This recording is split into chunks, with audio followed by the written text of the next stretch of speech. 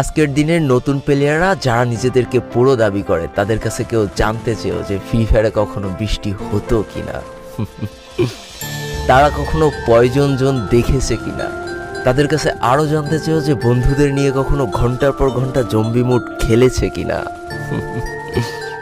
তারা কখনো ওল্ড প্লেয়ারদের মতো পিকে নামতে ভয় পেয়েছে কিনা, তারা কখনো সারা ম্যাপ দৌড়ে দৌড়ে গুলোয়াল কুড়িয়ে নিয়ে এসে নিজের পুরো টিমমেটের হাতে তুলে দিয়েছে কিনা। জানি আজকের দিনের পুরো দাবি করা নতুন প্লেয়াররা এই ইমোশনগুলো কখনোই ফিল করতে পারবে না। আমি নতুন প্লেয়ারদের ছোট করছি না, কিন্তু তোমরা আসলে জানো না করোনার সময় পাড়ার গলিতে সবাই একসাথে বসে ফ্রি ফায়ার গেমটা খেলার মজাটা কী ছিল।